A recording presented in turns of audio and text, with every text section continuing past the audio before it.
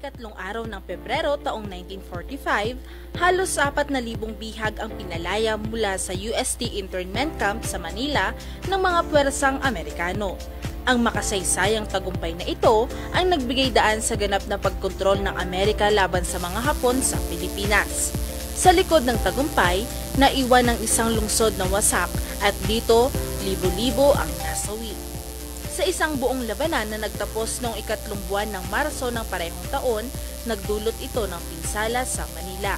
Tinatayang nasa 100,000 Pilipino ang namatay, kabilang ang mga inosenteng sibilyan na pinaslang ng mga Hapon at nadamay sa aerial at artillery bombardment ng mga puwersang Amerikano. Ang mga Hapon na naiwan sa digmaan ay nagpakawala ng galit sa mga sibilyan na tinatawag nilang Manila Massacre. Noong ika-4 ng Marso taong 1945, opisyal nang nabawi ng mga Pilipino ang Intramuros, hudyat ng paglaya ng Manila. Bago matapos ang digmaan, tinipon ni General Douglas MacArthur ang ilang prominenteng Pilipino sa Malacanang upang ipahayag ang muling pagtatatag ng Commonwealth ng Pilipinas. Sinabi niya, ang inyong lungsod, bagamat nagdusa ng husto, ay muling nanumbalik bilang kuta ng demokrasya sa silangan. Bilang paggunita, itinayo ang Memorare Manila Monument noong ika-18 ng Pebrero taong 1995 sa Plaza de Santa Isabel, Intramuros. Inialay ito para sa mga inosenteng buhay na nawala at nagpaalala ng halaga ng kalayaan sa ating bansa.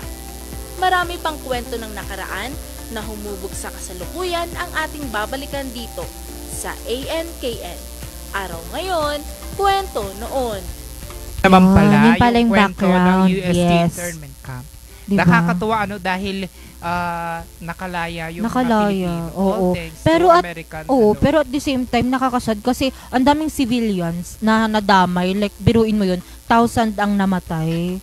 Kaya hindi talaga nakakatuwa na maipwesto sa lugar ng digmaan. Kaya as much as possible, we want peace. Yes, Oo. dapat. Lagi nating sinisik ang peace. Kahit anong gulo or conflicts, dapat at the end of the day, you choose peace over conflicts. Yes.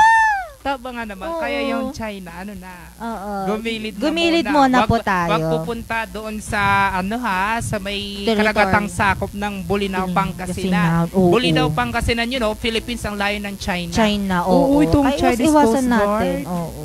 Tsaka, Kaya ang galing nung ating Philippine Coast Guard talagang naki-radio challenge sila. Yes, talagang. Dapat ipaglaban natin yung demokrasyang naabot natin. Amin to, hindi to sa inyo. Ganun sila doon. The law of the sea tuloy sila, yung mga China. Ay, yung baga CCG. And I hope na ma-resolve ito in a peaceful way because we don't want war. We will choose peace over conflict. Yeah, di ba? May Tama. bago tayo Galing mo dun Oo, bagong yun, di ba? Gumagana ngayon yung utak natin kahit ang aga-aga. Pigang-pigana. Oo, pigang-pigana nga eh.